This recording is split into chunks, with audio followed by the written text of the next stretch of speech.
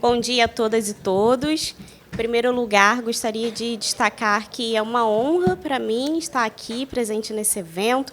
Gostaria de agradecer o honroso e gentil convite dos professores Daniel Bucar, Joiciane Menezes, Sérgio Negri. Gostaria também de parabenizá-los pela organização do evento, que está sendo impecável.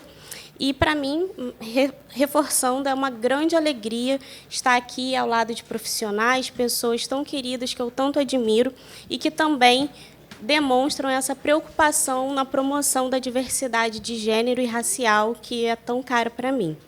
Bom, nesse painel nós vamos contar com a participação das professoras Silvia Marzagão, Ana Carolina Brochado, Marília Pedroso Xavier e Daniela Mucilo. Bom, passando a palavra, sem mais delongas, para a professora Silvia Marzagão, que vai tratar do tema Contratualização da Conjugalidade, Validade e Eficácia. A professora Silvia Marzagão é advogada, presidente da Comissão de Família e Sucessões da OAB de São Paulo e vice-presidente das Civilistas. Bom dia a todas as pessoas. Gente, que prazer, que emoção de estar aqui nesse congresso. Daniel, a gente tem que te agradecer muito, não só na pessoa física, mas também em nome da Associação As Civilistas, porque, para nós, concretizar essa associação já foi motivo de grande orgulho e grande alegria, diante de várias dificuldades, né, inerentes aí às questões femininas. E hoje eu tenho a alegria de ter acabado de receber a notícia de que a OAB de Pernambuco, não sei se vocês estavam acompanhando a votação da lista sextupla da OAB de Pernambuco, foi feita com a criação de uma cota de gênero para homens. Porque, com a instituição de uma ação afirmativa de que é necessário paridade na escolha dos nomes, se interpretaram que, já que é necessário paridade, havendo mulheres mais votadas, elas seriam excluídas para que 2 homens integrassem a lista, já que a ideia é de paridade, né? Engraçado que, durante todos os séculos em que não houve nenhuma presença feminina em nenhuma lista, ninguém questionou paridade, né? Quando se cria uma ação afirmativa para que haja um avanço, ela é utilizada contra nós. E é sobre isso que a gente fala. E, quando a gente fala sobre isso, a gente tem resistências, porque, para que nós tenhamos esse tipo de evento aqui, de fato, alguns homens tiveram que ceder os lugares, né, que, por alguma razão, julgam que são deles por natureza. E tem um recado para dizer: não é. E não voltará a ser. E, especialmente, porque o conteúdo técnico dessa mulherada que está aqui é uma coisa impressionante. O painel que nos antecedeu, hoje nós temos uma dificuldade significativa aqui, gente, vamos deixar bem claro. É algo impressionante. Então, ouçam, leiam, contratem mulheres civilistas, tributaristas, todas as listas, não só porque nós temos que ocupar esses lugares, mas porque o nosso trabalho é excepcional. Então, isso precisa ficar muito claro. Eu tenho uma difícil tarefa aqui de falar ao lado dessas grandes civilistas, que são a minha referência. As pessoas falam para mim assim: nossa, mas nos seus eventos não tem homem. Tem cotistas, mas porque a minha referência de direito civil é uma referência feminina. Então, eu penso nas minhas referências, eu penso nessas mulheres que me ladeiam, o que me faz me deixar nervosa de falar aqui perto de vocês. Não é algo muito comum, mas hoje, em especial, estou. E também falar sentada, que é uma coisa que não é muito fácil para mim, mas eu vou fazer esse esforço. Eu vim tratar de contratualização no direito das famílias. E eu tenho estudado esse tema há algum tempo e tenho percebido quanto a gente tem falado disso e pensado do porquê a gente tem falado tanto da contratualização do direito das famílias. A gente tem falado disso, primeiro, porque nós estamos... Nossa, mudaram todas as minhas letras aqui, mas está tudo bem. Vai. Nós estamos partindo de discussões que tratam de transformar realidade em situações que possam, de fato, ser trazidas para o mundo jurídico com validade e eficácia. O que eu quero dizer com isso? Eu quero dizer que nós estamos aqui conversando de uma situação, a contratualização, que existe há muito tempo. Ela só não está formalizada. E nós estamos avançando, inovando, para pensar em alternativas de como fazer com que essas situações que se perpetuam nas relações, elas sejam, de fato, validadas e passíveis de exigência quando aqueles combinados, que às vezes duraram décadas, já não têm mais a mesma graça, a mesma eficácia, a mesma segurança de serem vivenciados por aquela família, porque às vezes uma ruptura se aproxima, porque uma crise se aproxima. Nós partimos de uma situação em que as pessoas buscam comunhão plena de vida, isso é a intenção do casamento, elas buscam a comunhão plena das próprias vidas.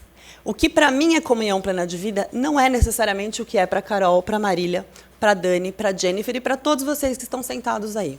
Dentro dessa parcela de subjetividade da conjugalidade e dentro dessa parcela do que cada um dos casais estabelece como possível para si, nós não temos instrumentos hoje capazes de atender o que essas pessoas pensam para as suas próprias vidas. Porque nós temos limitações nos pactos antinupciais e nos pactos pós-nupciais, que são significativas quando a gente pensa nessa possibilidade de contratualização.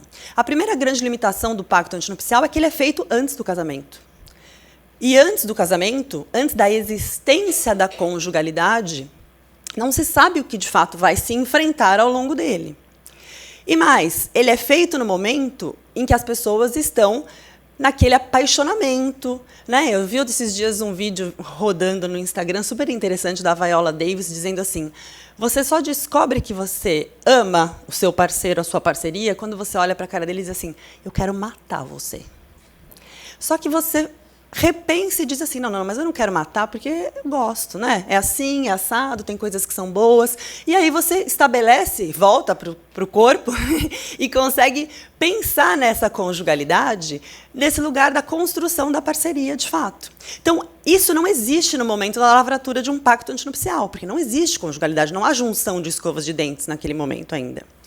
E mesmo para pactos pós-nupciais, quando a gente tem toda uma dificuldade, inclusive na feitura deles, por exemplo, em São Paulo, eu só consigo fazer um pacto pós-nupcial com um alvará judicial, que eu apresento, ainda que eu não faça alteração do regime de bens, eu não consigo fazer um pacto pós-nupcial sem que o juiz me autorize para que seja feito em cartório. Eu não consigo fazer um pacto substituindo o anterior.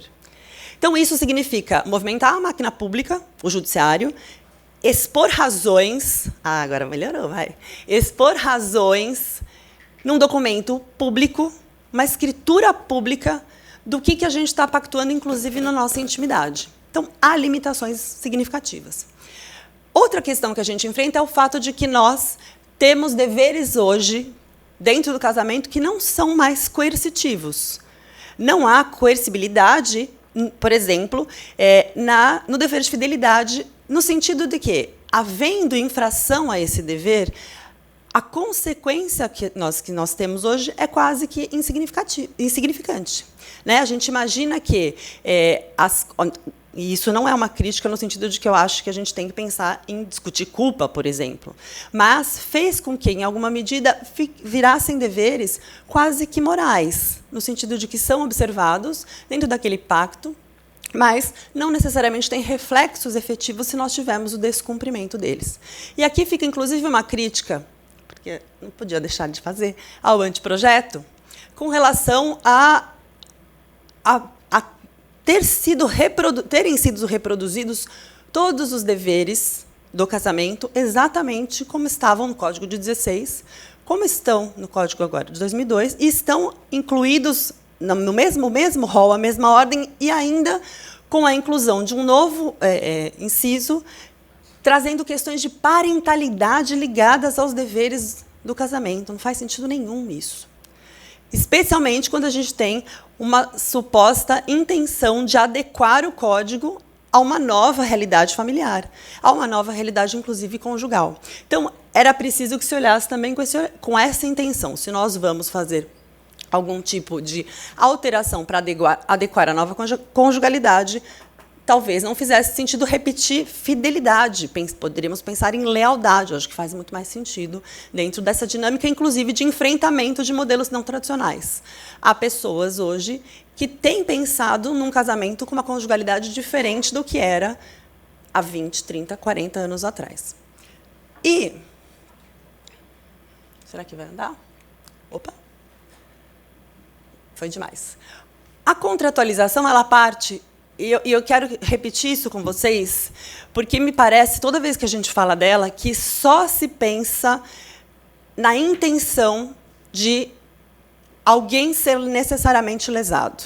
Ou um pensamento tacanha de coisas do tipo, para que você vai contratualizar quem vai lavar a louça? Eu escutei várias vezes isso. Vai fazer um contrato para quê? Para saber quem vai lavar a louça? Ou números de relações sexuais? Gente, há uma infinidade de possibilidades para esse tipo de pactuação e para esse tipo de ajuste. Mas ele reflete, como eu disse para vocês, uma realidade posta. Mudando um pouquinho aqui a ordem, esses combinados existem. Estes combinados existem. As pessoas pactuam entre si realidades com relação aos seus deveres conjugais que estão postas no dia a dia da relação. Eles existem e eles são cumpridos, porque o cumprimento de contratos é regra, não é exceção. Tanto é que você imagina, quem advoga aqui, só para eu saber do meu público, quem advoga sabe que quando a gente faz um divórcio consensual, por exemplo, eu faço alguns, eu diria que 90% deles são cumpridos. As pessoas fazem, assinam, vão embora e não voltam nunca mais. Porque elas pactuaram aquilo, ajustaram. Então, os contratos são feitos para serem cumpridos e são cumpridos. E a terceira questão é, a boa-fé no nosso ordenamento é presumida, e não o contrário. Parte-se do pressuposto que a má-fé é presumida. Todo mundo está fazendo isso para prejudicar alguém. Então, esses 3 pontos eles são primordiais para a gente avançar e pensar quais são as possibilidades e os pontos passíveis de contratualização e ajuste. O primeiro... Tem algum controle do tempo? Só para eu... Obrigada. O primeiro deles, e mais assim, que é passível de pensarmos em alternativas, é a própria pactuação da fidelidade. Primeiro, com uma modulação do que é fidelidade para aquele casal, com a possibilidade de afastamento da fidelidade, com a possibilidade de limitadores de ação, até para dizer que atos tidos como comuns, por exemplo, conversas de WhatsApp, o oi sumida no WhatsApp, é traição? Para alguns casais, é. Curtir foto no Instagram para alguns casais, o foguinho no Instagram é traição? Depende da visão daquela realidade conjugal. E aí as pessoas perguntam, mas para que vai contratualizar esse tipo de situação? E aqui eu quero só fazer um parênteses dizendo que eu sou uma advogada que estuda. Então, eu fiz um caminho inverso, eu fiz 20 anos de advocacia, e daí, a partir daí fui para a academia. E a minha pesquisa vem muito do que aparece na minha vida do escritório, nas consultas do escritório. E há casos, por exemplo, e um caso específico interessante com relação a essa questão da fidelidade, em que um casal vivia junto há bastante tempo e um deles falece. E, quando falece, um filho, que não era do casal, era só do que faleceu, encontra o celular dessa pessoa que faleceu e começa a mexer no celular da pessoa que faleceu. Né? Tenso, né? É melhor levar junto com a gente, às vezes, não? E o celular encontra umas fotos desse que faleceu com o outro e com outras pessoas, numa situação, vou dizer assim, no mínimo animada. Uma vida, digamos, animada. E essas fotografias foram utilizadas para descaracterizar a existência de uma vida conjugal rígida entre este casal originário, para dizer que, há X tempo, aquelas pessoas estavam separadas de fato, tentando afastar direitos do que ficou vivo em razão de uma vida sexual tida como não protocolar, digamos assim, com uma vida que não é uma entendida pela sociedade como a única possível para um casal. Se eu tivesse um documento demonstrando que existia ali um pacto de que a existência de vida, de relações sexuais com terceiros, por exemplo, não atacava em nada a rigidez da existência daquela núcleo de parceria, esse argumento não poderia sequer ser utilizado para qualquer fim no processo. E ainda que fosse utilizado, porque, às vezes, as pessoas, né, fazem pouca... não se filiam muito ao cassino, enfim, pelo menos traria uma imagem bastante significativa para demonstrar o que aquela pessoa tenta, em juízo, afastar os deveres que foram existentes durante a relação.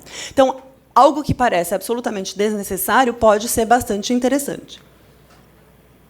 Outra possibilidade é com relação à mútua assistência. E foi uma situação também da minha prática que me fez pensar nos contratos dessa natureza e escrever sobre eles. Eu recebo uma moça no meu escritório, que é uma recém-casada, casada num regime de separação total de bens. E ela me diz o seguinte: o meu marido recebeu uma proposta de expatriação, ele vai embora do Brasil, uma super proposta, um salário incrível, uma experiência muito legal, só que significa o quê? Que eu vou ter que parar a minha carreira, em definitivo, porque era uma carreira artística, interna, e ela teria que parar de trabalhar.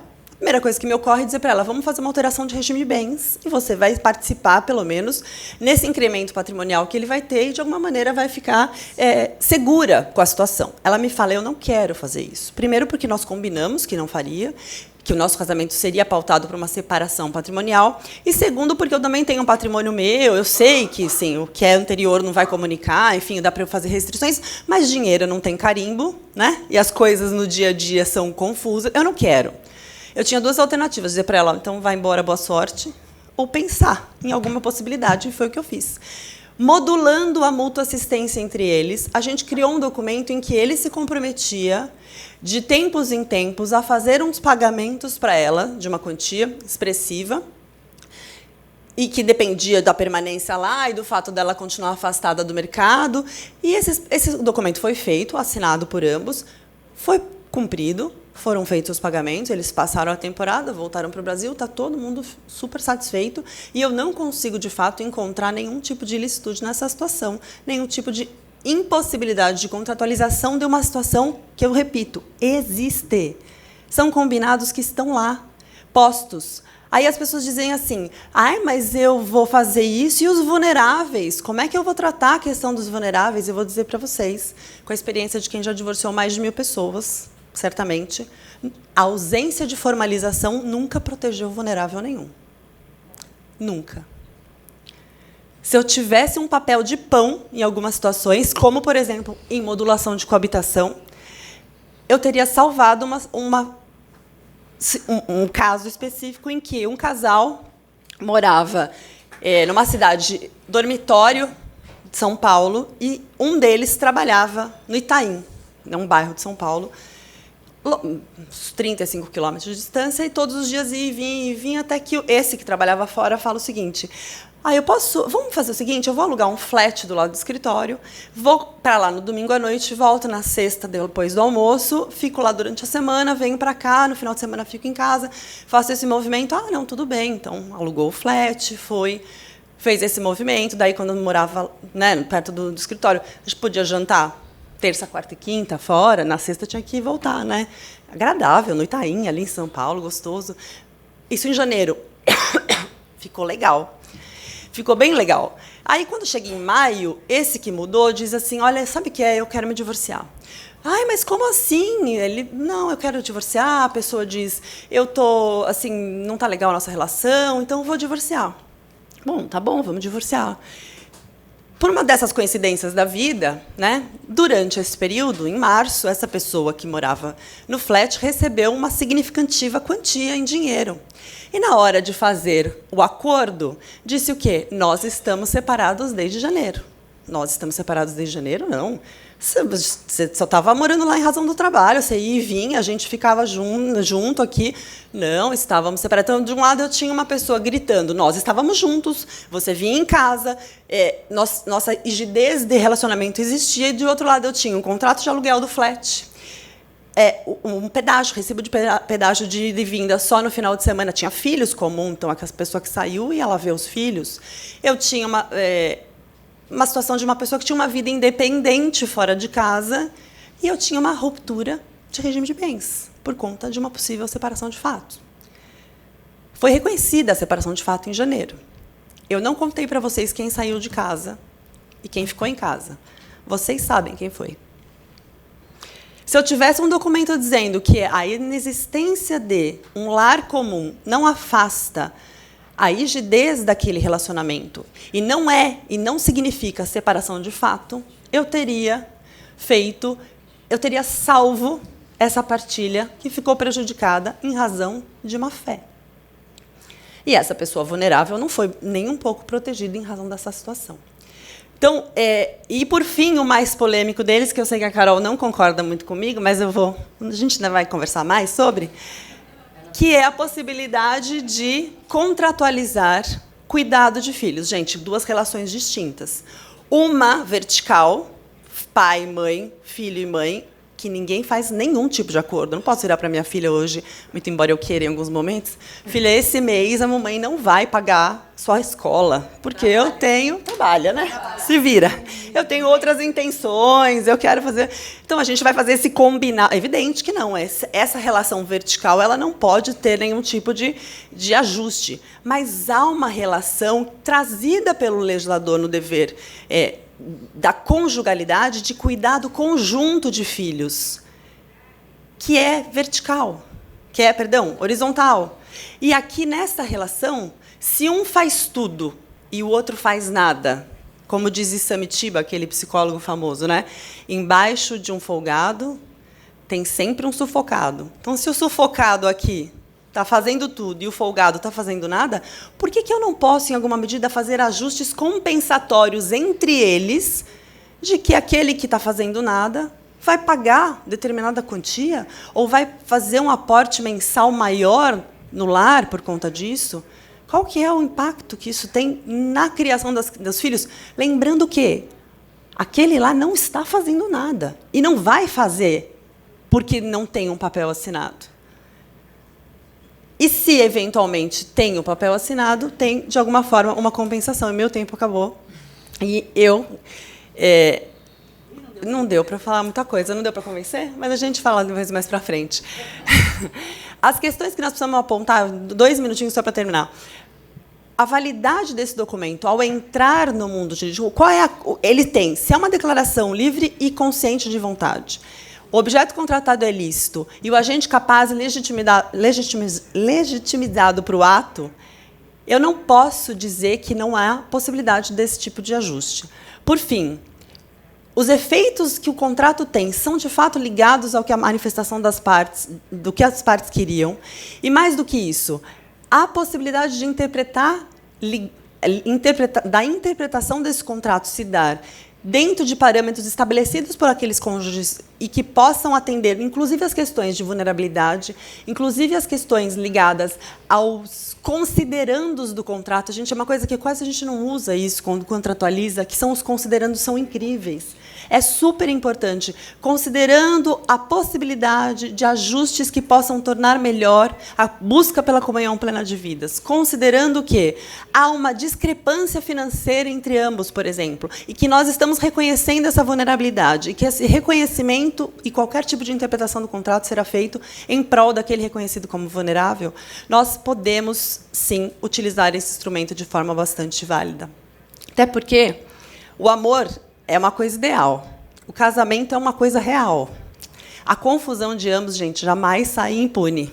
E esse tipo de construção que a gente faz contratualizando é quase que um pouco desse desenho aqui. Os casais começam juntos, se estranham, voltam, vão para cima. O segredo é nunca soltar. E se precisar, eventualmente, em alguma medida, ajustar isso num pacto, por que nós não faremos e pensaremos na hipótese de dar a ele credibilidade, eficácia, validade. Muito obrigada, desculpem por ter passado um pouquinho aqui do meu tempo.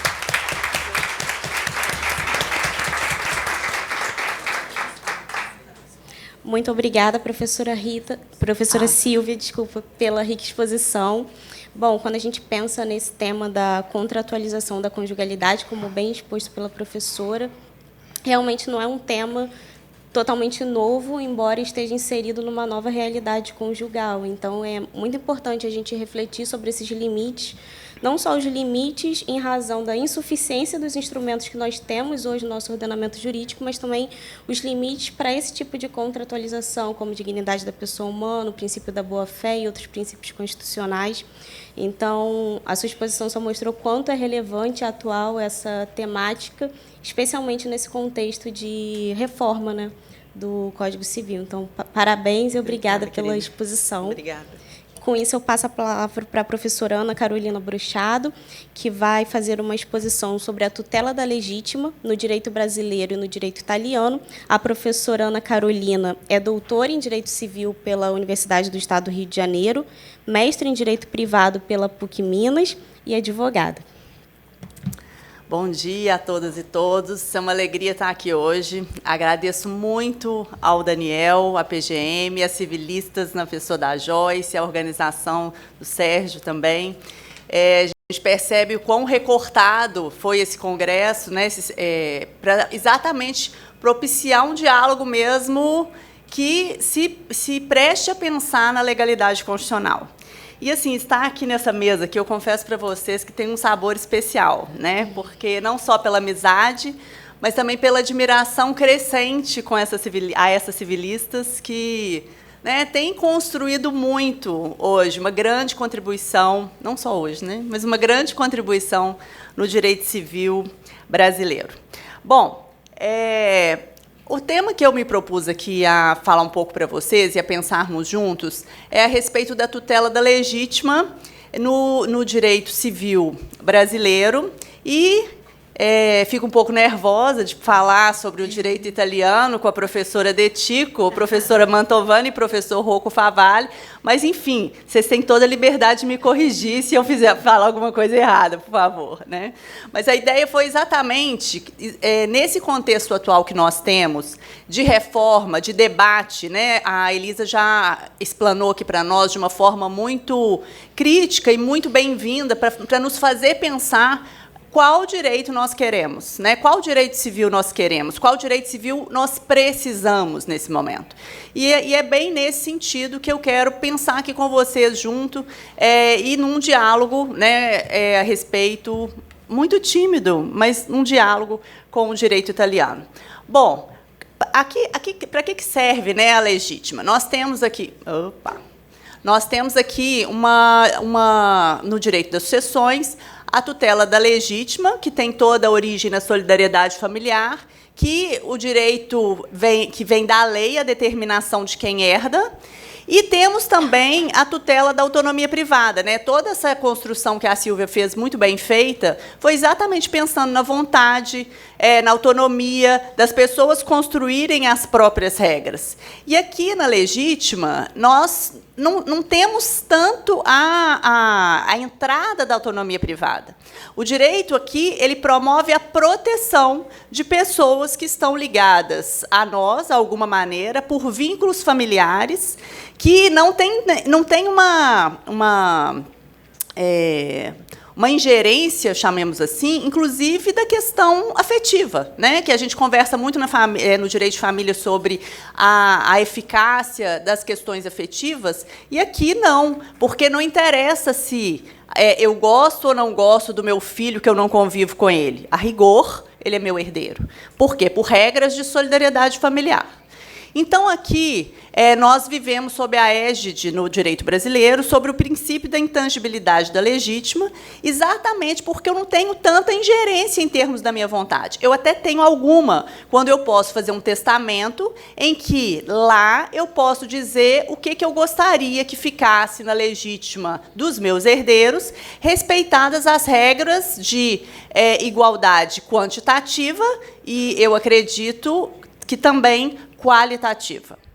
Então, nós estamos diante aqui desse encontro, que não é exatamente uma oposição, mas um encontro em que se espera que convivam bem. Na maior medida possível, se esperam. Vontade e lei, né? A solidariedade familiar, quer dizer, aquelas pessoas que podem depender de mim por alguma razão, elas têm aqui direitos hereditários, né? Quando eu falo aqui de uma dependência, é uma dependência patrimonial ou, por alguma razão, alguma ligação que o direito presume que seja importante para que justifique, de alguma maneira, esse recebimento do patrimônio após a morte. Então, a gente tem as regras justificadoras dessa proteção, que é a família e a propriedade, né? A transmissão da propriedade para aqueles vínculos, para aquelas pessoas ali que a lei presume que tem esses vínculos próximos comigo. E aí, quando eu falo de solidariedade familiar, eu estou falando exatamente disso. Dessa proteção que independe de vínculos afetivos, né? Que eu acho que isso é importante a gente estabelecer aqui. E outra questão importante de estabelecermos, gente, é que quando nós falamos do princípio da solidariedade familiar, que ele é muito pouco discutido no âmbito do direito de uma forma geral, mas principalmente família e sucessões, nós estamos falando de uma fonte de deveres. Né? Não é, eu sou muito solidário, não é o sentimento, é o comportamento. Né? É uma fonte de deveres ali que existem no âmbito familiar. E aí, eu quis trazer um recorte para vocês, porque, como nós estamos olhando para o futuro, de alguma maneira, nós precisamos também pensar no passado, mesmo porque esse passado está nos inspirando, né? No nosso anteprojeto, ele está nos inspirando aqui em algumas questões. Então, é importante pensar que, lá no Código Civil de 16, qual era aquela família da época? Será que é a mesma família que nós temos hoje?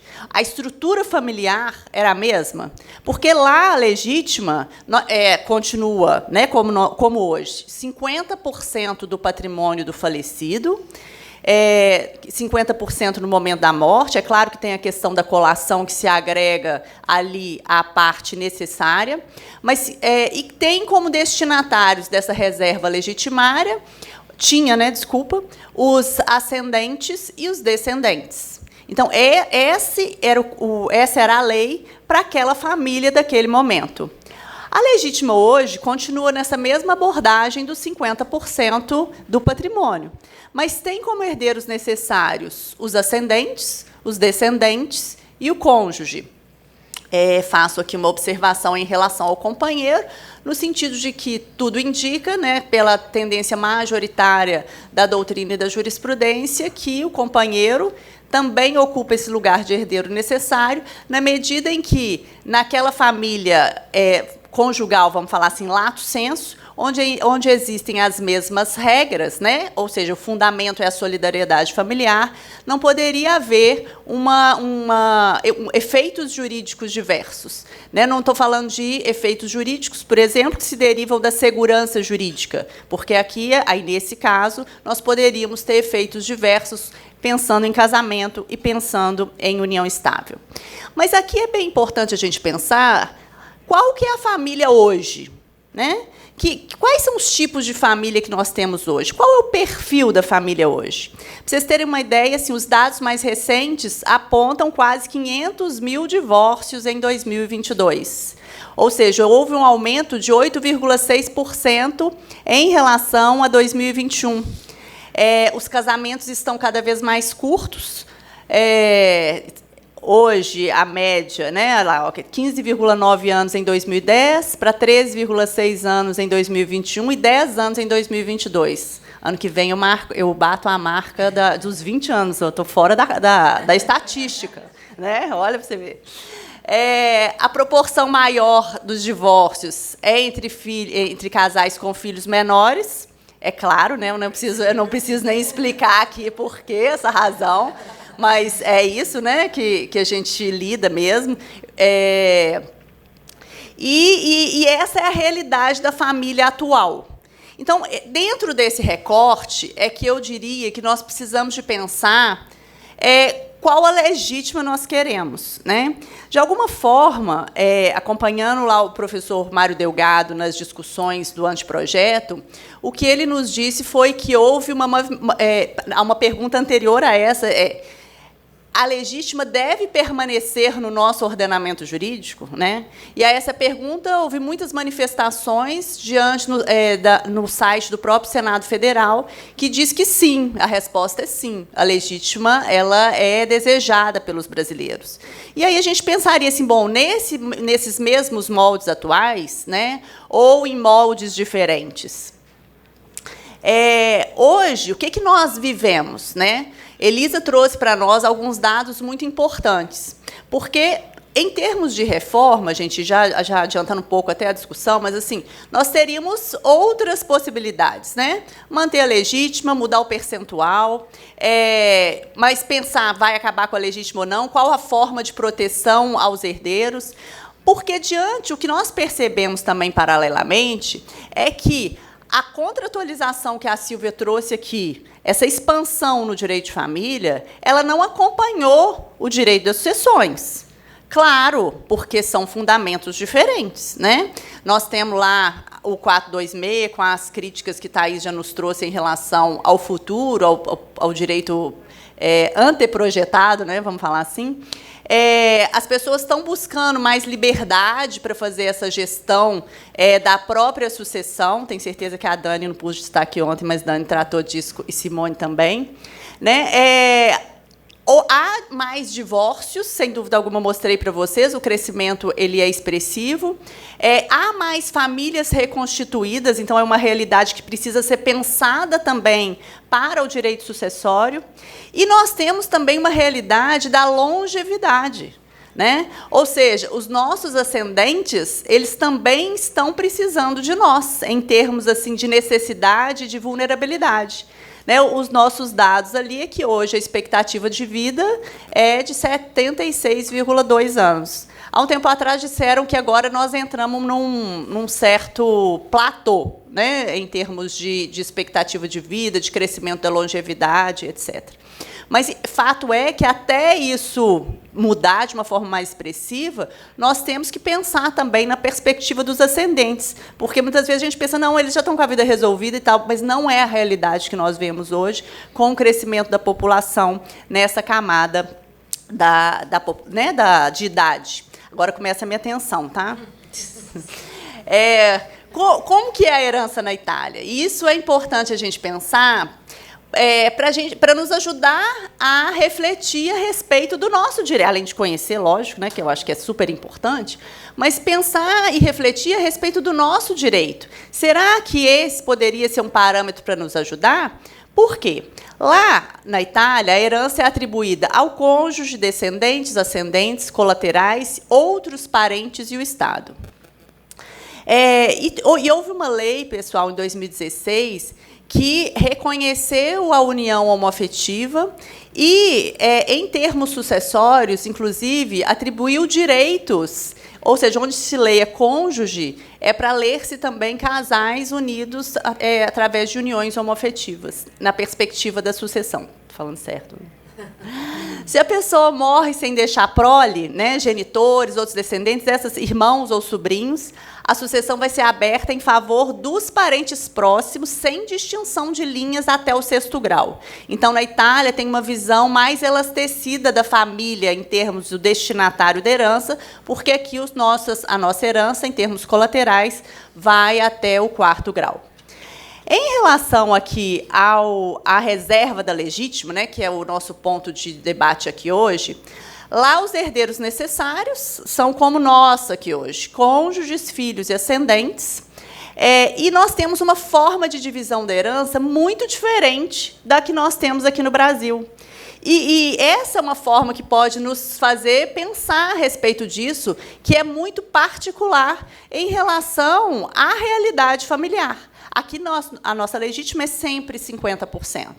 Lá na Itália, quando eu tenho um filho, como regra geral, a legítima é metade do patrimônio. Se eu tenho 2 filhos ou mais, a legítima é 2/3 do patrimônio. Em relação aos ascendentes, a reserva é de 1/3 do patrimônio, em tese. E, se há concorrência, né, no caso no caso do cônjuge, metade também. E, se há concorrência do cônjuge com o filho, é 1/3 para o cônjuge, 1/3 para o filho, ou seja, 2/3 do patrimônio é destinado à legítima.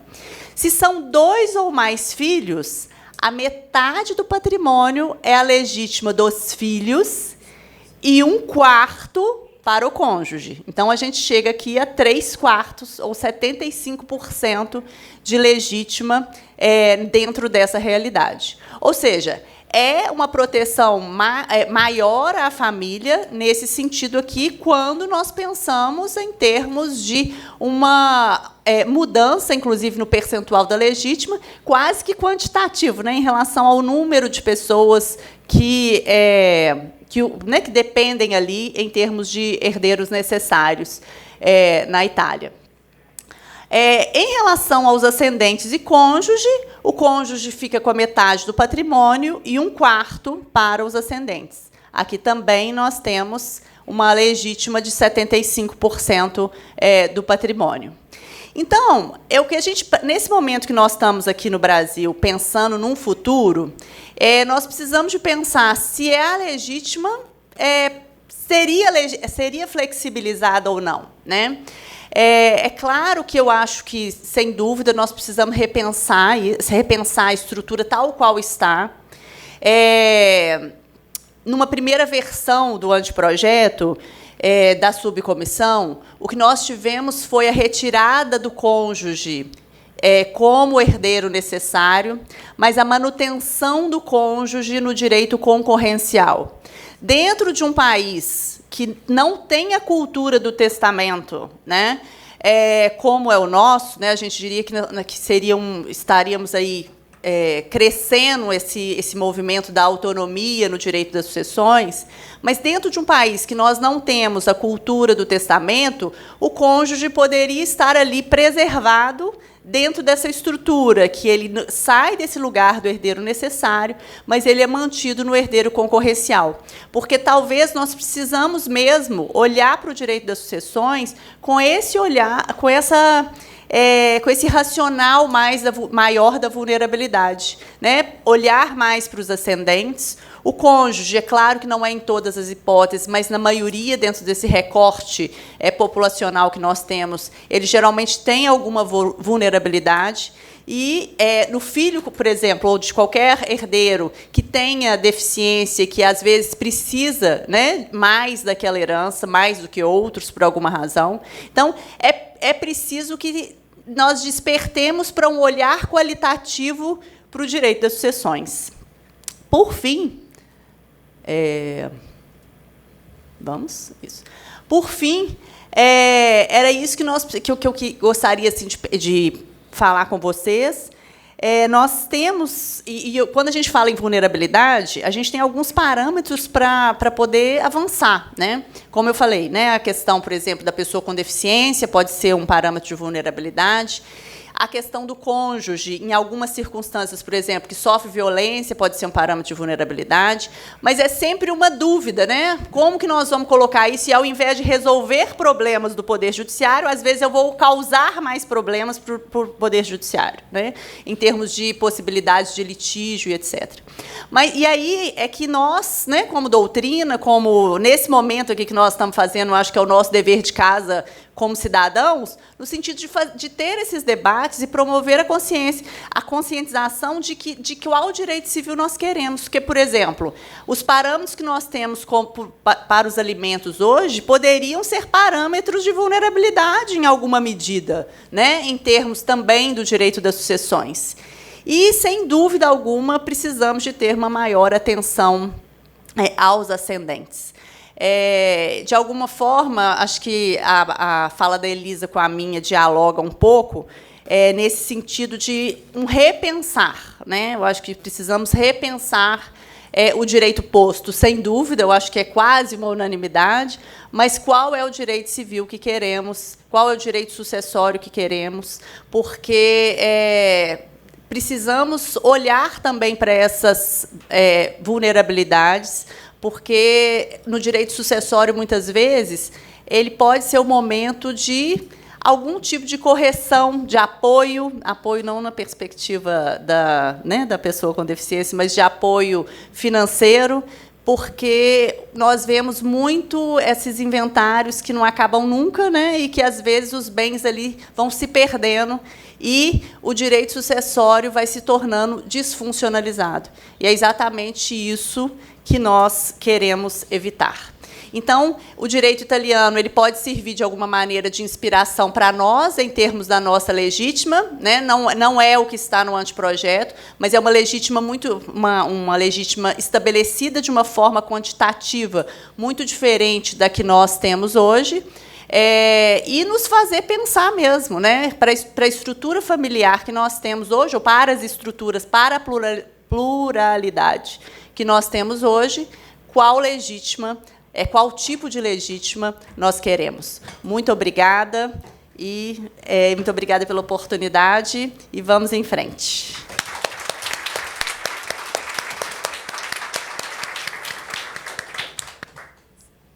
Professora Ana Carolina, muito obrigada pela rica exposição. Refletindo um pouco sobre essa perspectiva comparativa entre a nossa realidade e a realidade italiana, como parece para você possível pensar numa proposta para além dos parâmetros de vulnerabilidade que você já mencionou, ou seja, utilizando essa perspectiva quantitativa colocada pela realidade italiana, como a gente poderia refletir isso no nosso ordenamento, pensando nessa distribuição em diferentes tipos de vulnerabilidade, diferentes ascendentes, descendentes, enfim. Jennifer, que bom que você me deu essa oportunidade, porque eu tinha até pensado de avançar para isso, mas eu fiquei com medo de não dar tempo.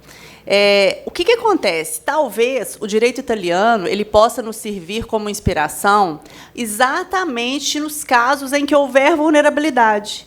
Talvez, nesses casos que justifique uma maior incidência do princípio da solidariedade, nós poderíamos ter uma legítima diferenciada, por exemplo, tanto em termos quantitativos, ou talvez uma diferenciação dentro da própria legítima que é estabelecida.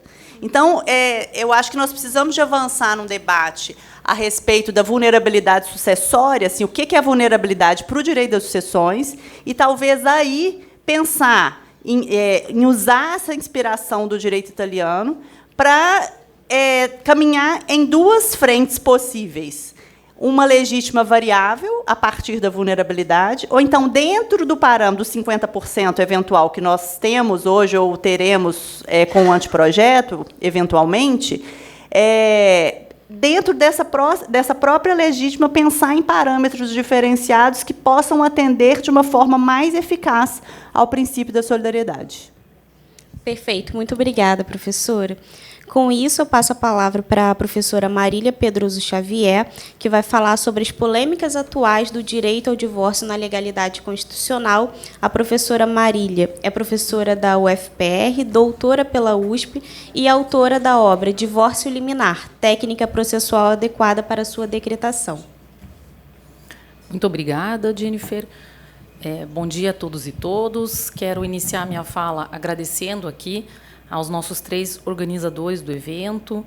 São amigos de longa data, são pessoas muito especiais, são pessoas que efetivamente sempre me inspiraram na minha trajetória, e eu fico muito feliz com a concretização desse evento, né, que reúne pessoas realmente especiais e para debater temas que estão na pauta do dia, temas que são urgentes. Então, quero fazer uma saudação muito carinhosa de início aqui ao nosso anfitrião, Daniel Bucar, a minha querida amiga Joiciane Bezerra, ao Sérgio, agora não achei o Sérgio aqui, meu querido amigo Sérgio Negri, e quero dizer que nesse momento tão importante, né, e até de uma necessária exaltação das civilistas, eu quero também pedir licença para fazer uma saudação muito especial para 2 colegas que foram assim fundamentais na minha vida acadêmica e que assim certamente foram extremamente generosas e já semeavam, né, muito do que hoje nós estamos vendo, né, dessa rede, desse fortalecimento. Então, eu preciso tecer aqui um agradecimento especial à minha querida Simone Tassinari Cardoso Fleshman, né? Eu sempre lembro as pessoas que eu tive um percalço ali no meu ingresso no mestrado, porque eu tinha já uma pesquisa que estava assim elaborada já, acho que 3, 4 anos, né, que eu tinha a honra de ser orientada na iniciação científica pelo professor Fachin. E aí, de repente, aquele tema que estava pulsando, que era do Código Europeu de Contratos, quando eu fui para o mestrado, ele não saiu, não aconteceu. E aí eu fiquei naquela coisa, né? Será que eu vou dedicar uma dissertação para um tema que, né, de alguma maneira, enfim, não teve o desenvolvimento necessário? Eu lembro que eu fui me socorrer da Simone. A Simone pegava um avião, né, ia para Curitiba só para assistir o crédito do professor Fachin, depois retornava, né? E numa dessas ali eu peguei ela no café ao lado da faculdade e falei: Simone, eu estou em crise, me ajude, né?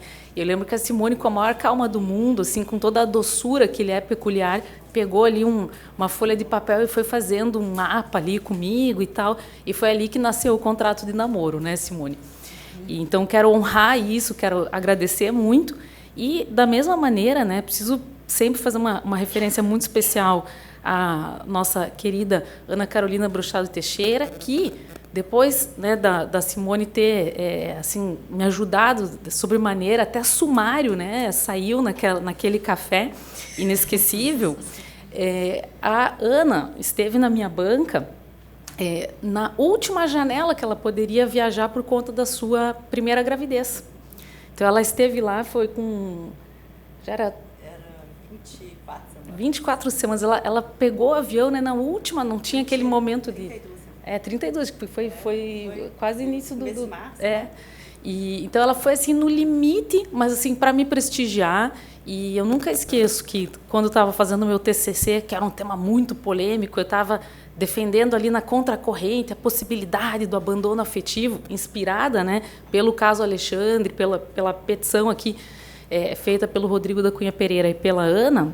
Eu lembro que, com muita timidez, assim, acho que eu demorei uns 3 dias para redigir o e-mail, para tomar coragem, né, de pedir se ela poderia me enviar o material. De repente, a petição eu queria muito ler, né, achava importante colocar na pesquisa, e ela estava em Camerino, inclusive, né, e deu um jeito, fez ali uma operação de guerra e me mandou a petição, e me mandou todo o material.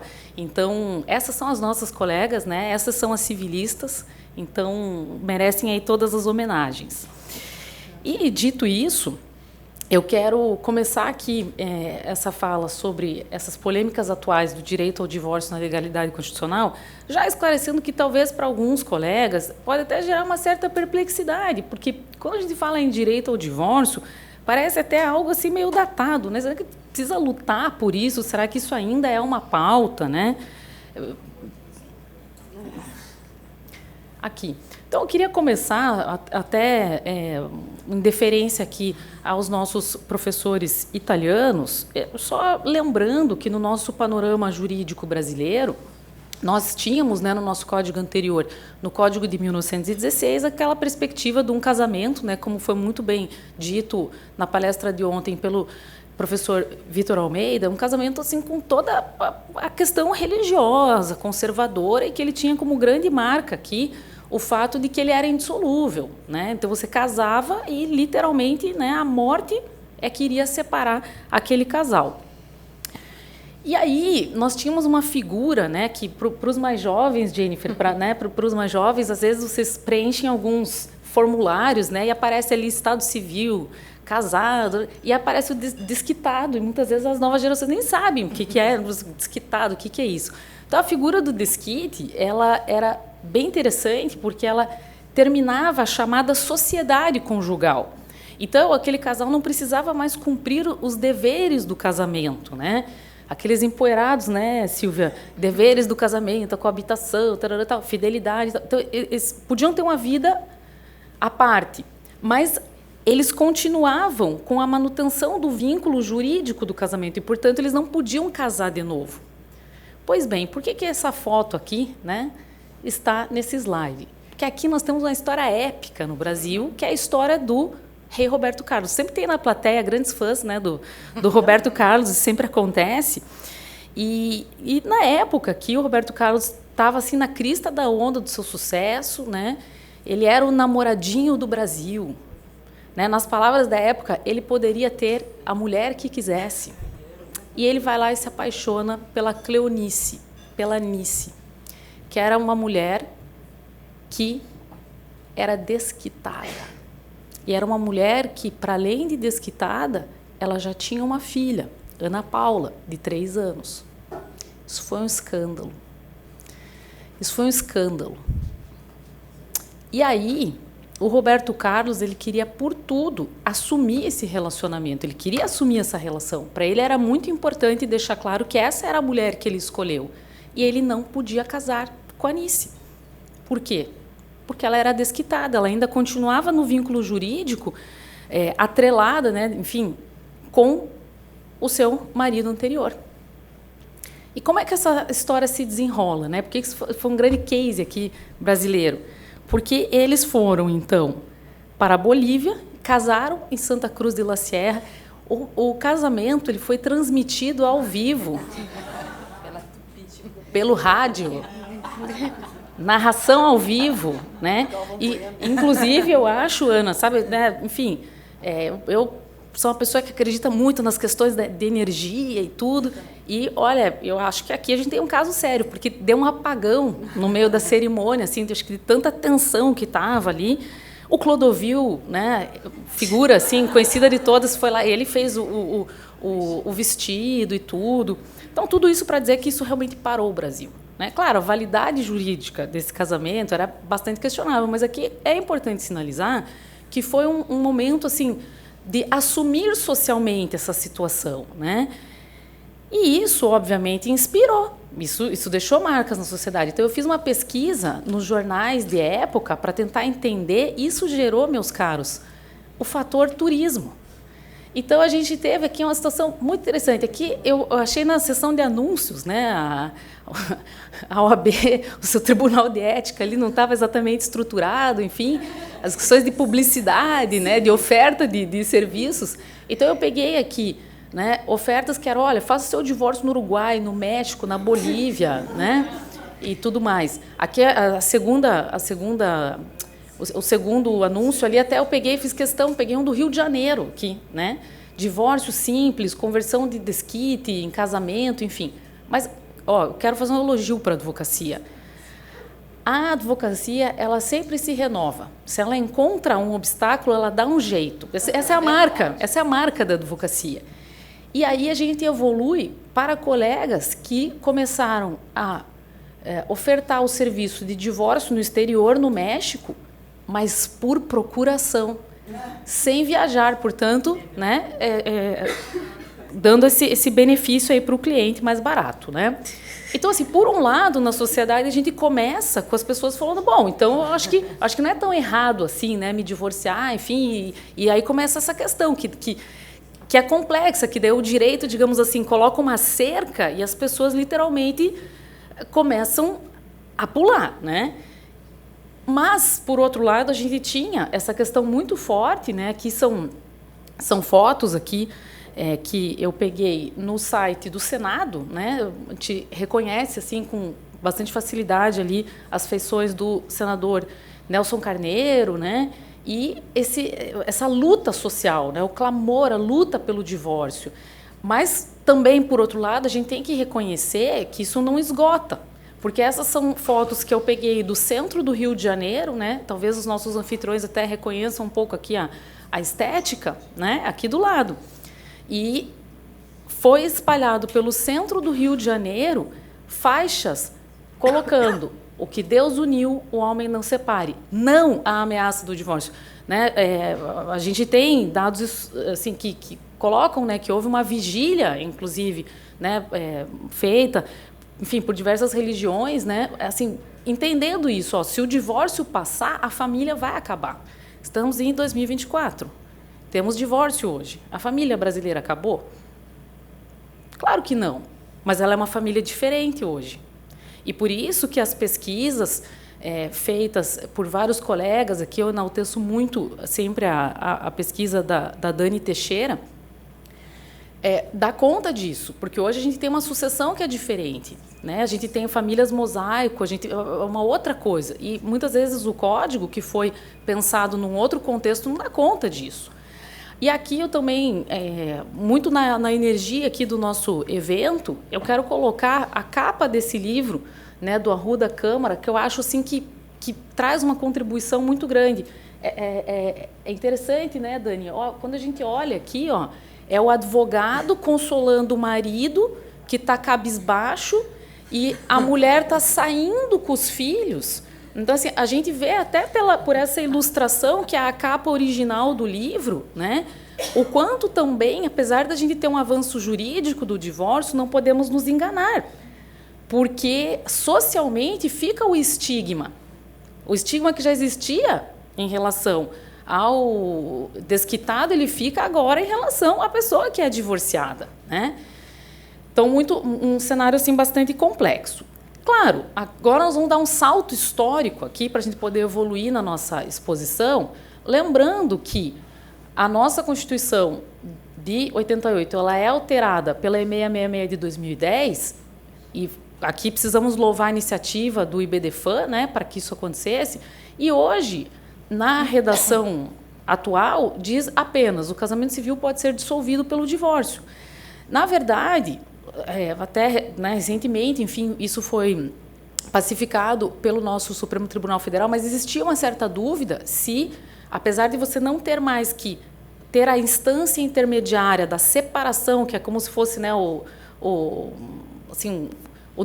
desquite com uma nova roupagem, né, que era uma instância intermediária até o divórcio definitivo, ficava a dúvida se a pessoa, se quisesse, se podia se separar ou não. Então, tinha essa discussão, né? Até o professor Marcos Alves tinha uma tese dizendo assim, olha, tem pessoas que são muito religiosas, então, às vezes, se elas se divorciarem, elas são excluídas, sabe, do seu convívio. Então, vamos deixar quem quiser se separar e tal, mas você não precisa mais se separar para depois divorciar, você tem direito ao divórcio direto.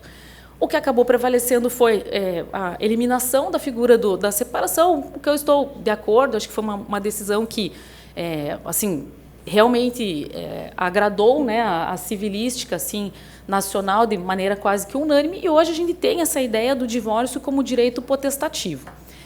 E a grande questão aqui é pensar, né, que a gente já tinha alguns movimentos, eu cito muito rapidamente aqui, em 2019, né, o Tribunal de Justiça de Pernambuco, que depois foi replicado por Maranhão, fez esse provimento querendo uma facilitação do divórcio, que era a ideia do divórcio unilateral. Então, você basicamente preenchia um formulário, né, a outra pessoa recebia, né, essa notificação, vamos dizer assim, e isso ocorria de uma maneira muito, muito mais simples. Qual é a questão aqui, né? Muito embora eu tenha achado interessante essa iniciativa, logo na sequência, o CNJ veio lembrar as corregedorias que a matéria de divórcio é uma matéria de competência federal.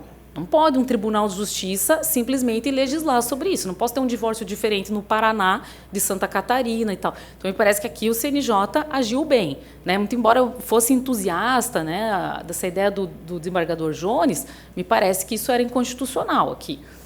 E aí a gente tem esse avanço também na Lei Maria da Penha, que recebeu uma modificação para incluir a possibilidade de divórcio com base na Lei Maria da Penha, para tentar também economizar, né, os atos e até facilitar esse acesso e tudo mais. Qual é o problema que nós temos aqui? A gente tem uma jurisprudência lotérica, para usar uma expressão do professor Fachin, né? Assim, essa crítica a uma jurisprudência lotérica nesse tema. Bem interessante que no Paraná, o Tribunal de Justiça tem uma posição quase que pacificada de entender que não deve conceder o divórcio, que é melhor que a ação seja remetida para a vara de família pela sua especialização. Eu tenho uma orientanda que é juíza no Mato Grosso, e lá, né, é unânime que concede. Então, esse também é um problema do nosso Brasil com dimensões continentais, né, que são, às vezes, realidades jurisprudenciais diferentes. Qual é o ponto que eu quero colocar agora? Todas as vezes que eu lia o site do IBDFAN, eu via várias notícias, né, aqueles informes diários maravilhosos que a gente recebe, divórcio concedido em 6 horas, divórcio concedido em 24 horas. Então, em alguma medida, a gente achava que esse era um tema que já estava superado. Pois bem, até um momento que eu tive um caso, né, no escritório em que a outra parte, por pura chantagem e tudo mais, não queria, na demanda, né, eu peguei a demanda em curso ali, não queria, né, concordar com a ideia do divórcio, porque, como nós sabemos, né, e a Silvia trouxe um elemento, né, eu lembro que até na banca da Silvia, né, Silvia, tive a honra de compor, de ver como no direito de família, o empirismo, né, o caso concreto, ele tem uma riqueza. As máximas de experiência valem muito no direito de família. E aí as pessoas se infantilizam, muitas vezes, né, vão para uma vingança, e ela não concordava com o divórcio. E aí, muitas vezes, você vai ter, para sentenciar um feito de família por conta da instrução, você vai ter um tempo de 5, 6 anos. E a outra parte, no caso do meu cliente, ele tentou por 2 anos fazer mediação, compor, não deu jeito e tal. Gente, quando nós ingressamos na causa, a causa já tinha 1 ano e meio, ele já tinha uma união estável, e qual que era a urgência? O filho ia nascer e ele não podia registrar, não podia constar, assumindo a situação atual, porque ele era um homem casado. Então, a questão é, nós não sabemos ao certo, mas, na verdade, nós ainda vivemos a época do Roberto Carlos, a época do eu não te dou o divórcio. É uma ilusão nossa achar que isso acabou. E, infelizmente, a única decisão do STJ que enfrentou o tema, o ministro Antônio Carlos Ferreira, ele entendeu que infelizmente, não podia conceder divórcio liminar, porque o artigo 300, ele coloca que é um requisito você poder ter uma tutela que depois seja reversível, ou seja, o ministro concede e depois reverte. Ele falou, no caso de divórcio, não tem como conceder o divórcio e depois reverter o casamento. Então, o que eu vou fazer? Não tem divórcio liminar. Então, hoje, o único caso do STJ que enfrentou o tema é contra. E aí, nós tivemos uma... Eu estou apertando aqui o botão, mas não está indo. Aqui, ó. Nós tivemos uma divergência jurisprudencial com a possibilidade do divórcio liminar logo na sequência. Uma decisão da desembargadora Rosana Fachin, que está aqui presente, para aumentar o meu nervosismo, né? E, de fato, aqui, a interpretação da desembargadora Rosana, que foi o fio condutor mesmo, né? A decisão, a gente fala isso desde o prefácio, da introdução do livro, né? Essa é a decisão que inspirou o livro. Ela fez a leitura correta, que o divórcio liminar, para além de todas as questões existenciais que justificam, ele deve ser concedido não com base no artigo 300. Essa não é a melhor técnica processual. A técnica processual correta é efetivamente o artigo 356, que permite o julgamento antecipado parcial do mérito. Então, essas objeções aqui que foram colocadas... Aqui, essas objeções, elas, na verdade, não são reais, né? Elas, me parece que não tem muita pertinência. E qual é o caminho, então? É pelo julgamento parcial do mérito, o artigo 356, né? Entendendo que se para o direito civil o divórcio é um direito, qual que é o nosso raciocínio? Se para o direito civil o divórcio é um direito potestativo, que não há defesa, né, como é a natureza do direito potestativo, né, você não tem oposição e tudo mais, se na demanda houver um peticionamento com condições que permitam o julgamento imediato, com todo respeito, não é possível o judiciário negar. Né? E, infelizmente, assim como a gente viu em vários temas, né, também tomo apoio aqui na palestra do Vitor, há um conservadorismo, muitas vezes, do judiciário sem razão. Né? Então, no projeto de reforma, eu até louvo que no artigo 1511-D, isso está dito de uma forma mais clara. Ninguém pode ser obrigado a permanecer casado porque o direito ao divórcio é incondicionado, constituindo o direito potestativo da pessoa. Talvez para nós que estamos assim numa certa... assim, falo de uma maneira elogiosa, mas talvez assim numa certa bolha doutrinária, estudiosa, isso seja muito óbvio, mas nas pesquisas jurisprudenciais isso não é assim, né? E no anteprojeto também, a gente tem uma linha do tempo aqui que, na verdade, reproduz aquela ideia do divórcio unilateral, né, do desembargador Jones. Aqui até coloquei por fim como uma anotação, mas assim, não é exatamente uma novidade, é recepcionando agora talvez por uma via mais adequada, né? Então é algo que o civilista também, né, já conhece e tudo mais. E já finalizando aqui a minha exposição, eu gostaria só de ler aqui uma decisão igualmente exemplar, né? O Tribunal de Justiça do Paraná hoje está dividido. Então, alguns já estão dando divórcio liminar, uma magistrada em especial não se convence, enfim, tem uma outra posição, mas com o ingresso de um novo desembargador, nós conseguimos já ter uma mudança interessante naquela Câmara. E são as palavras do desembargador Cambi, que merecem destaque. Não é prudente que o Estado juiz mantenha unido um casal em que um dos cônjuges quer se divorciar, impondo-lhe duplo sofrimento, os que já decorrem das próprias circunstâncias da vida, decorrentes da frustração de um projeto conjugal comum, e mais a punição trazida pelo processo judicial, que mesmo diante da manifesta falta de affectio maritalis, impõe a manutenção do casamento, quando o divórcio poderia ser determinado in limine litis, por se tratar de um direito potestativo. Por ser a decretação do divórcio um direito humano, potestativo e incondicional do cônjuge que não pretende mais manter o vínculo conjugal, obrigá-lo a guardar a solução final do processo, suportando sozinho os ônus do processo, do tempo, né, de tramitação do processo, sabendo-se que o demandado não terá razões jurídicas para se opor ao pedido, é uma solução jurídica não razoável, desproporcional, inefetiva e inadequada, seja da perspectiva do direito processual, seja do direito material. Em outras palavras, é inadmissível a criação de obstáculos processuais não razoáveis para a manutenção do casamento contra a vontade da parte. Olha, a pergunta agora é, há esperança? Claro, esse julgado foi colocado aqui no final para nos dar esperança. Eu quero divulgá-lo ao máximo para que as pessoas citem, para que coloquem no seu peticionamento, né? No livro, inclusive, a gente incluiu um capítulo já ensinando como fazer o recurso e quais são os precedentes qualificados para a gente mudar isso, porque isso é uma questão muito séria. Em 2024, nós estamos tendo que lutar pelo direito humano das pessoas de se divorciarem. Então, isso nos mostra que o direito civil sempre tem que ser analisado com um olhar bastante crítico, né? E que o nosso trabalho, efetivamente, não pode parar, é extremamente necessário. Muito obrigada.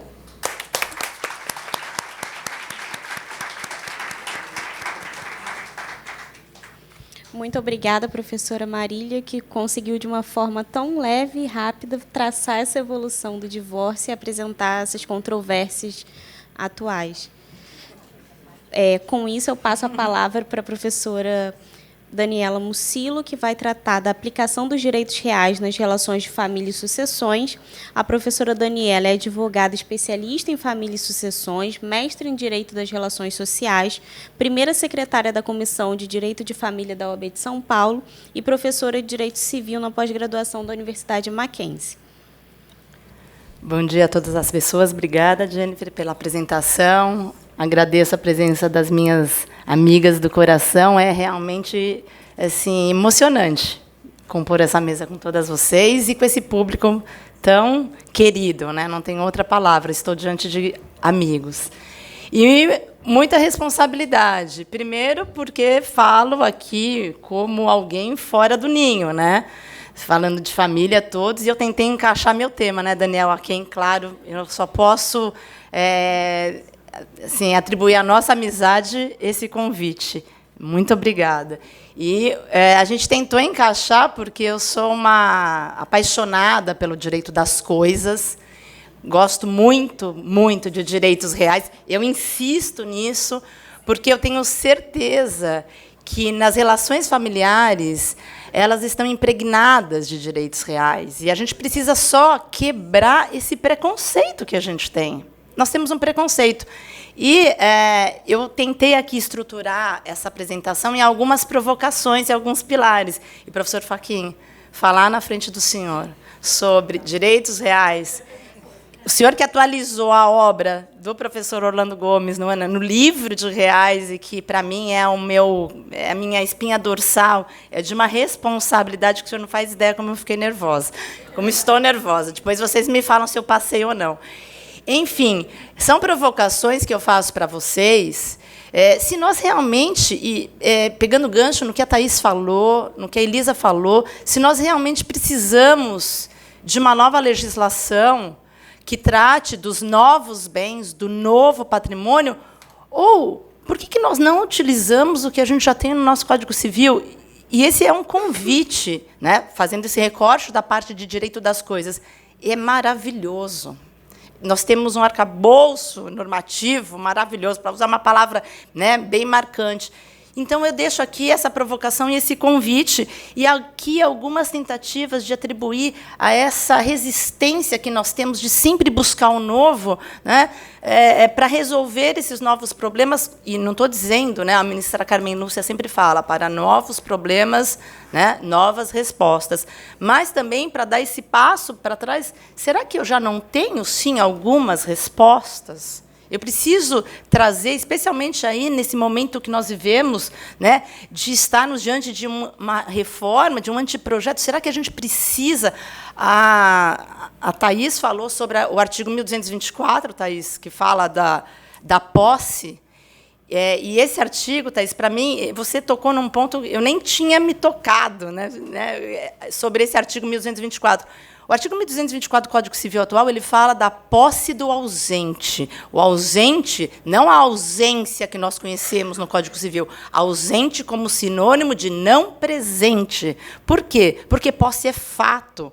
Então, ele dá tempo para o não presente no esbulho, que é uma violência possessória, se defender. Porque a gente sabe que nós temos lá no Código de Processo Civil um limite, né, para agir em termos possessórios, porque a posse é fática e ela muda rapidamente. Então, para aqueles que não se lembram, né, a posse nova e a posse velha. E para os processualistas, que eles falam, vocês não podem falar posse nova e posse velha, é ação de força nova e ação de força velha. Então, como eu quero agradar a todos, né, eu falo para aqui para os civilistas e para os processualistas.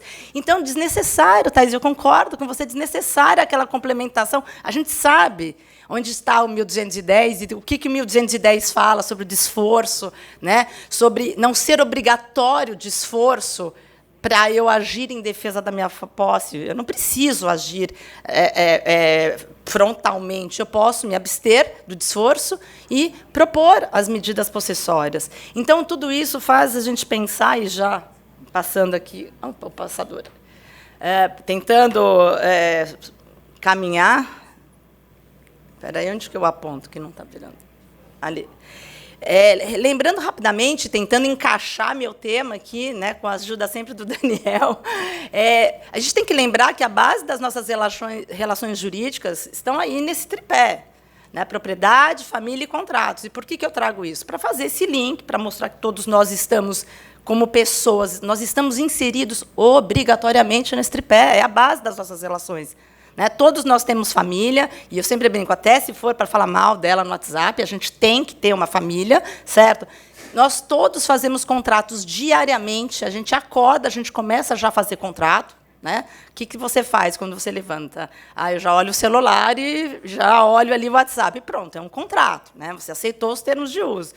E a gente tem aí essas relações de propriedade. E por que eu peguei a propriedade? Para trazer esse gancho, né, de propriedade como direito das coisas. Calmem, eu não errei. Né?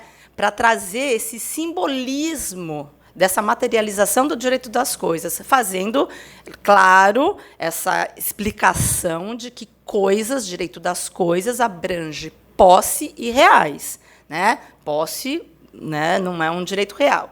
E aí fica essa primeira provocação. Será que a nossa atual normativa jurídica não atende mais à nossa realidade do patrimônio familiar? É uma pergunta, não é uma afirmação. Vejam aí, né, a pontuação. Então, algumas considerações, Silvia, eu também gosto dos considerandos.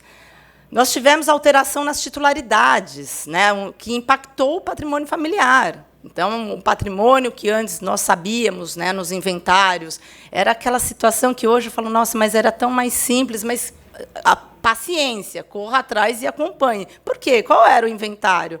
Era dinheiro no banco, na poupança, né, bamerindos, né, para aqueles que lembram, e um imóvel, um carro, eventualmente. E a gente tem agora uma titularidade enorme deste patrimônio, porque também nós migramos, Karina, né, essa migração do nosso comportamento do ter para o usar.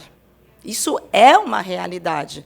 E eu trago até aqui, um pouquinho mais para frente, né, essa geração que não quer mais ter necessariamente. Eu gostei muito dessa provocação. Poxa, né, se o Mark Zuckerberg comprou um imóvel, quem sou eu para não comprar? Né? Vou correr atrás e será que eu tenho um parente que vendeu, um primo que vendeu o seu único apartamento porque ele falou, não quero mais, eu vou aplicar e com o valor que eu ganho, eu pago um aluguel. Eu fiquei assustadíssima, porque eu sou do tempo, meu pai sempre ensinou que a gente tem que ter um tijolo para chamar de nosso. Né? Coloque seu dinheiro num tijolo. Então, enfim.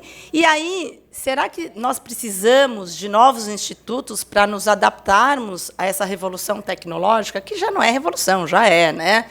Já é uma realidade. E aí, né, provocando ainda essa questão dos nativos digitais, a geração Z, que até eu não lembro aqui quem falou, mas é exatamente isso, essa troca de experiência por bens. Não, eu não quero ter nada, eu quero ter experiências. Cada um viajar, eu não quero ter nada, eu não quero ter apego. E essa busca, né, desse equilíbrio que, veja, eu estou fazendo um recorte de uma geração.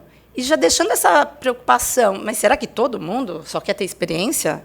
Né? Ninguém quer ter alguma coisa para chamar de seu? Por quê? Porque isso é inerente ao humano. É inerente ao humano querer ter alguma coisa. E eu não estou falando aqui de imóvel, necessariamente, mas de querer ter algo seu, da sua propriedade ou da sua posse. Então, a gente tem que buscar esse equilíbrio. E nós temos hoje uma realidade no patrimônio familiar que mantém essa tradição dos bens móveis, imóveis, e eu ponho sempre posse. A gente tem que falar sobre sucessão na posse, né, porque o Código Civil fala, e a gente acha que a sucessão na posse é só para fins de usucapião, e não é. Os ativos digitais, que é uma realidade, e aí, de novo, né, foi muito bom ter falado nesse segundo painel, porque a Karina, a Elisa, a Thaís, elas anteciparam tudo para mim. Será que eu preciso, né, Thaís, daquele capítulo todo? Enfim, fundos de investimentos, porque tem, sim, esse pessoal que vive pensando em, né, eu vou poupar R$100 por uma educação financeira, vou poupar R$100 por mês, porque eu vi um influencer que ele disse que se eu fizer isso durante, sei lá quantos anos, quando eu tiver 44 anos e 6 meses, eu terei 5 milhões e posso me aposentar. Tem isso, tem essa realidade também. Então, a gente tem que tratar e olhar, mas esse é o patrimônio que eu estou falando? Esse é o patrimônio real. Não temos que abandonar o patrimônio tradicional.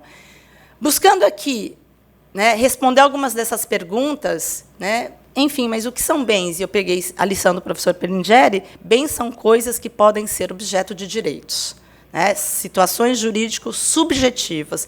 E aí, será que, portanto, eu não consigo tratar destes novos bens, dessas novas situações jurídicas subjetivas com o que eu já tenho?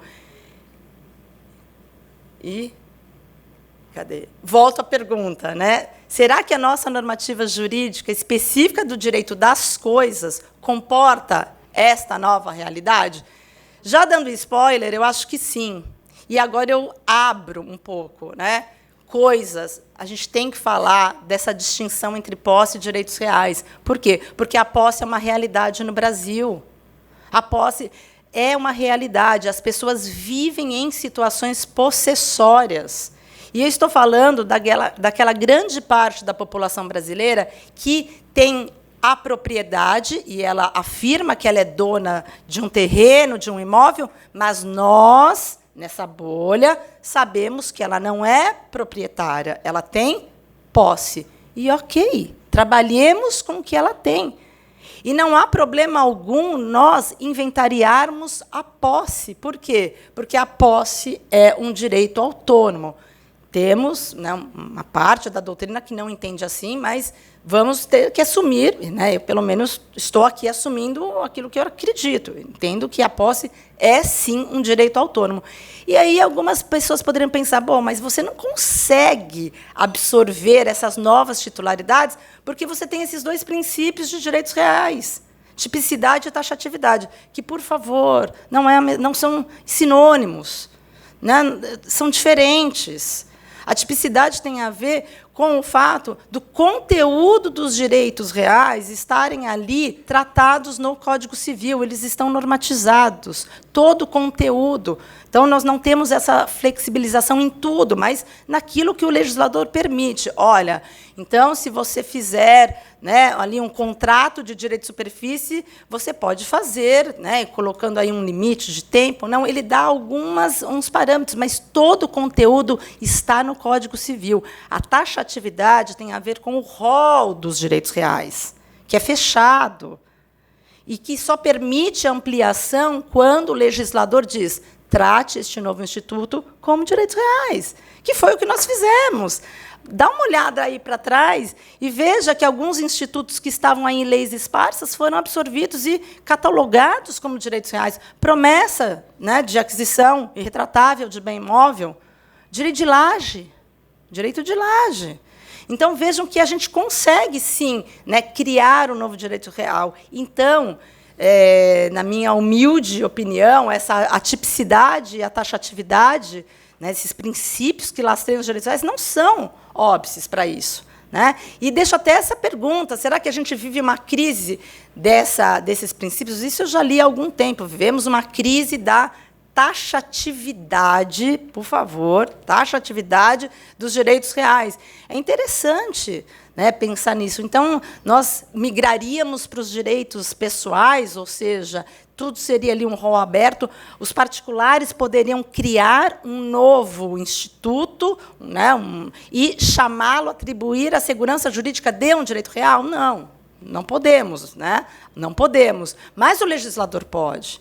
E, do jeito que nós temos, olhando para trás e vemos, né, o quanto nós andamos com esse assunto, o legislador ele trouxe. Ele falou: não, o direito de superfície, vou trazer aqui para o direito real. Não, já mencionei o direito de laje, né, a multipropriedade como uma subespécie da propriedade. Então, vejam como é possível nós alargarmos, mas para darmos a roupagem, o tratamento jurídico de direito real, aquilo que nós já temos. E aí, pessoal, alguns ensaios para essas respostas seriam justamente aplicação, e aqui alguns podem falar: nossa, enlouqueceu, deve ser fome, né? É o último painel, ela não tomou café da manhã, é fome. Posse de direitos de bens digitais, né? Sim, a Carol também, eu acho que é só porque nós somos muito amigas, e ela me chamou para escrever sobre posse de direitos digitais, né? E eu acho que delirei e escrevi, né? E recebi algumas, né, quando eu fui discutir esse assunto com alguns colegas: não, mas você está doida, como é que pode? Não é posse de um direito.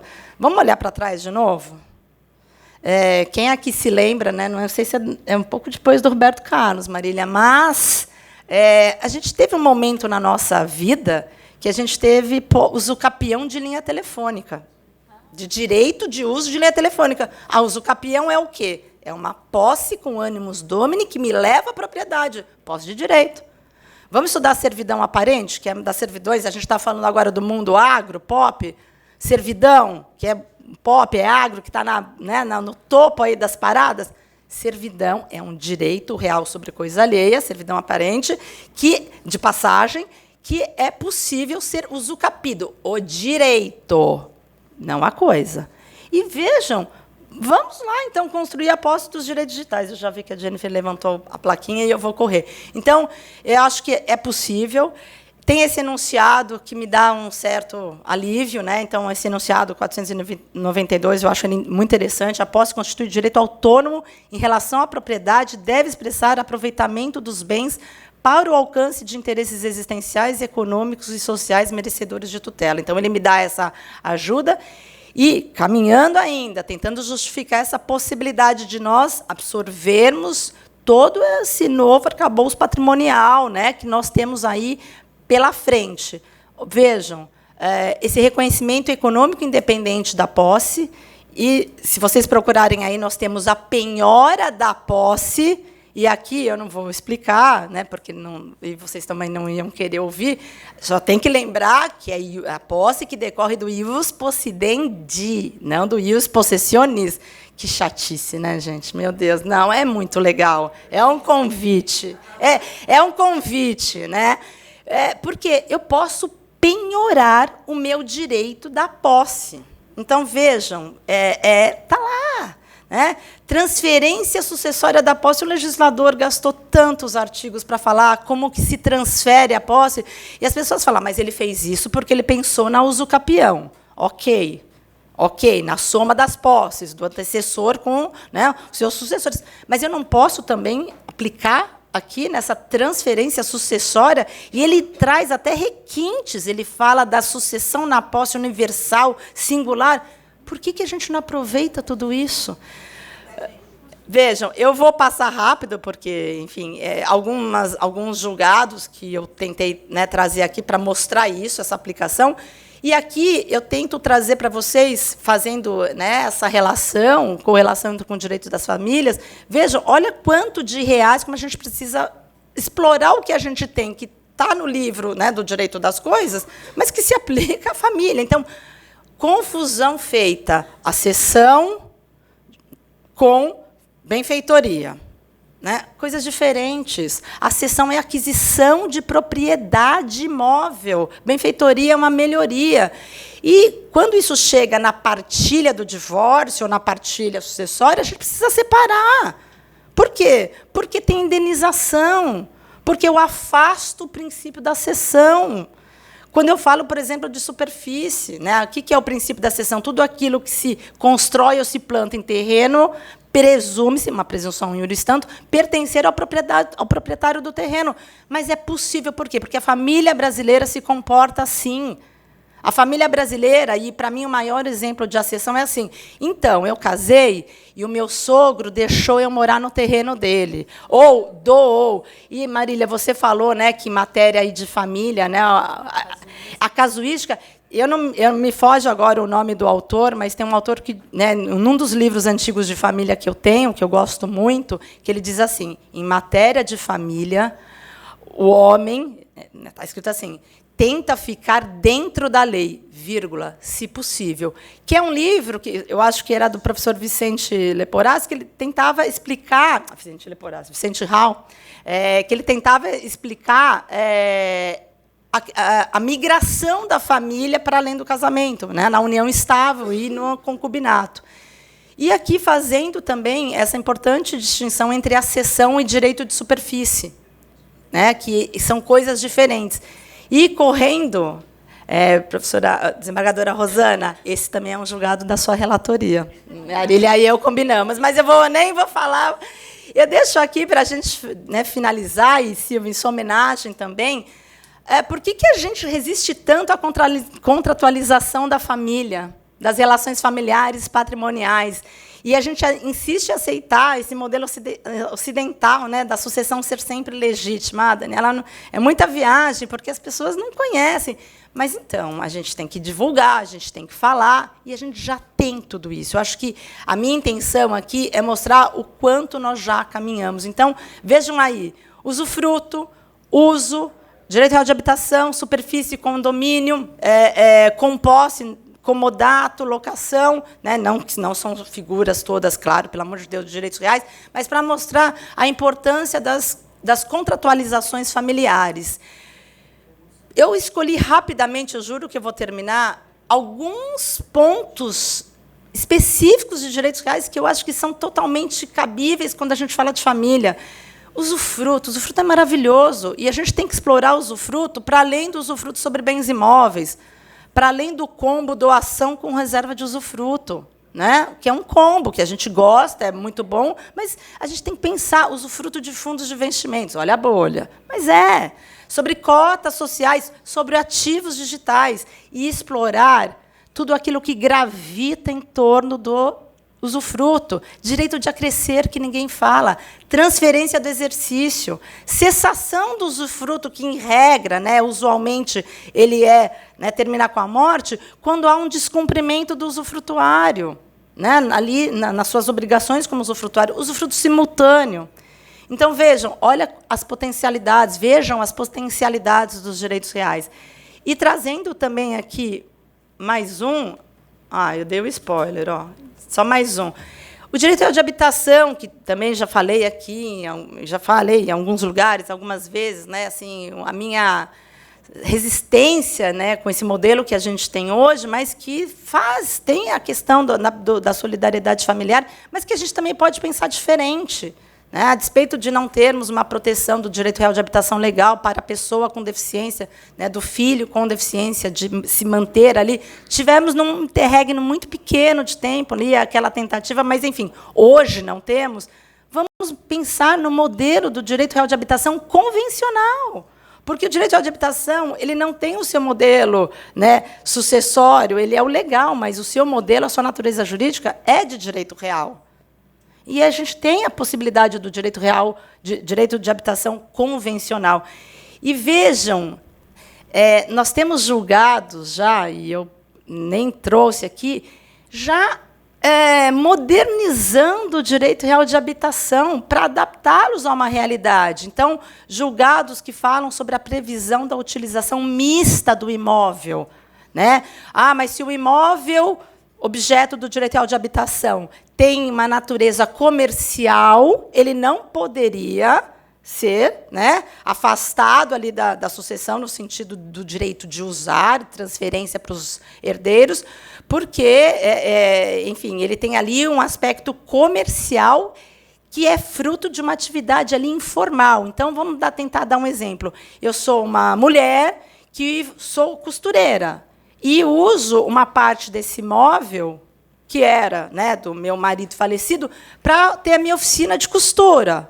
E aí, isso desvirtuaria o direito real de habitação e faria com que eu tivesse que sair desse imóvel? A gente tem inúmeros julgados dizendo que não. Aquilo que prevalecer na atividade, se for residencial, se for comercial, é que vai ditar se o direito real de habitação legal mantém-se ou não. Então, olha como eu peguei o que eu já tinha na lei e dei, né, e melhorei.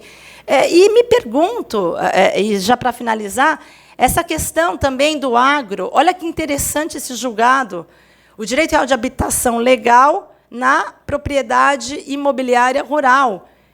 Ela não pode recair sobre toda a propriedade imobiliária rural, porque ela inviabiliza o próprio negócio, mas apenas sobre a residência. Então, vejam, ninguém está criando a roda. Nós já temos isso. É uma questão de adequar. Será que eu preciso trazer, e aqui eu juro, é uma última provocação, será que eu preciso trazer tudo o que nós já avançamos de julgados e jurisprudência, coisas diferentes, eu sei, o professor Tepedino sempre fala isso, para dentro de um novo Código Civil? Né? Jurisprudência tem que ser tratada no Código Civil? Será? É uma pergunta que eu deixo para os senhores com legítima ingenuidade até. Será? Né? Tudo que nós construímos, o que a gente já tem hoje, já não responde bem, né, com as necessárias adequações e as respostas às novas perguntas? E eu acho que, sim, humildemente, eu acho que a gente já tem muita resposta. E aí eu termino mesmo, né, com essa frase do Milor Fernandes, né, o Brasil tem um passado enorme pela frente. Né, é um eufemismo, né, uma ante ali que ele coloca, mas para a gente pensar qual que é o nosso passado, é o nosso código, é a nossa história que a gente já construiu e avançou. E a gente não pode aplicar para novas situações. Tem que ter boa vontade, mente aberta, coração aberto, para poder simplesmente correr atrás das atualizações. Era isso, muito obrigada.